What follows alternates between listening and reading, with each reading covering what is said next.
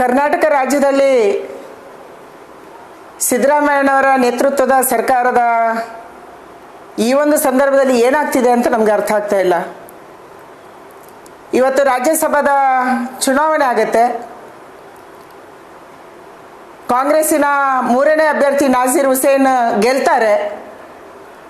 ಆದರೆ ಯಾರು ನಾಸೀರ್ ಹುಸೇನ್ ಜೊತೆ ಅವರ ಬೆಂಬಲಿಗರು ಬಂದಿದ್ದಾರೆ, ವಿಧಾನಸೌಧದಲ್ಲೇ ಪಾಕಿಸ್ತಾನ ಜಿಂದಾಬಾದ್ ಅಂತ ಕೂಗ್ತಾರೆ.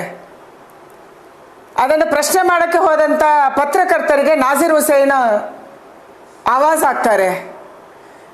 ಅಂದರೆ ಕಾಂಗ್ರೆಸ್ಸಿನ ಮಾನಸಿಕತೆ, ಕಾಂಗ್ರೆಸ್ಸಿನ ಮೆಂಟಾಲಿಟಿ ಇವತ್ತು ಪಾಕಿಸ್ತಾನದ ಪರವಾಗಿದೆ. ಸಿದ್ದರಾಮಯ್ಯನವರು ಮೊನ್ನೆಯಷ್ಟೇ ಸಂವಿಧಾನದ ಒಂದು ಆಚರಣೆಯನ್ನು ಮಾಡಿದರು, ಕಾರ್ಯಕ್ರಮವನ್ನು ಮಾಡಿದರು. ಸಿದ್ದರಾಮಯ್ಯನವರೇ, ನಿಮಗೆ ದೇಶದ ಸಮಗ್ರತೆಯ ಬಗ್ಗೆ, ದೇಶದ ಸಾರ್ವಭೌಮತೆಯ ಬಗ್ಗೆ ಗೌರವ ಇದ್ದರೆ, ಸಂವಿಧಾನದ ಮೇಲೆ ನಂಬಿಕೆ ಇದ್ದರೆ ತಕ್ಷಣ ನೀವು ಆ ಪಾಕಿಸ್ತಾನ ಜಿಂದಾಬಾದ್ ಅಂತ ಘೋಷಣೆ ಕೂಗಿದಂಥ ಅಪರಾಧಿಗಳನ್ನು, ದೇಶದ್ರೋಹಿಗಳನ್ನು ಬಂಧನ ಮಾಡಬೇಕು.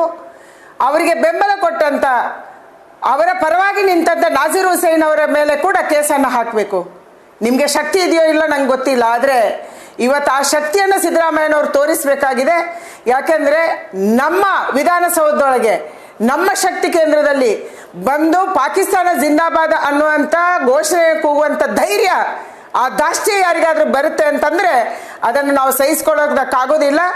ಕಾಂಗ್ರೆಸ್ ಇವತ್ತು ಭಾರತ ವಿಭಜನೆಯ ಮಾತನಾಡ್ತಾ ಇದೆ. ಕಾಂಗ್ರೆಸ್ ಇವತ್ತು ಪಾಕಿಸ್ತಾನ ಜಿಂದಾಬಾದ್ ಅಂತ ಹೇಳ್ತಾ ಇದೆ. ಪಾಕಿಸ್ತಾನದ ಪರವಾಗಿ ನಿಲ್ಲುವಂಥ ನಾಯಕರು ಇವತ್ತು ದೇಶವನ್ನು ಆಳಕ್ಕೆ ಸಾಧ್ಯನೇ ಇಲ್ಲ. ಯಾವುದೇ ಕಾರಣಕ್ಕೆ ಕೂಡ ನಾಸೀರ್ ಹುಸೇನ್ ಅವರನ್ನು ಇವತ್ತು ರಾಜ್ಯಸಭೆಗೆ ಸ್ವೀಕಾರ ಮಾಡಬಾರ್ದು. ಅವರ ಮೆಂಬರ್ಶಿಪ್ಪನ್ನು ಕೂಡ ಇವತ್ತು ತಗೋಬಾರ್ದು. ಅವರ ಮೆಂಬರ್ಶಿಪ್ಗೆ ಕೂಡ ಯಾವುದೇ ಕಾರಣಕ್ಕೆ ಅಸ್ತಿತ್ವವನ್ನು ಕೊಡಬಾರ್ದು ಅನ್ನುವಂಥ ಆಗ್ರಹ ಕೂಡ ನಂದಿದೆ. ಯಾಕಂದರೆ ಯಾರು ಪಾಕಿಸ್ತಾನದ ಪರವಾಗಿ ಯೋಚನೆ ಮಾಡುವಂಥವರು ಲೋಕಸಭೆ ರಾಜ್ಯಸಭೆಗೆ ಹೋದರೆ ನಮ್ಮ ದೇಶದ ಪರಿಸ್ಥಿತಿ ಏನು? ಅವರೆಲ್ಲ ಕಮಿಟಿಯಲ್ಲಿ ಇರ್ತಾರೆ, ನಾಳೆ ಎಲ್ಲ ಸ್ಟ್ಯಾಂಡಿಂಗ್ ಕಮಿಟಿಯಲ್ಲಿ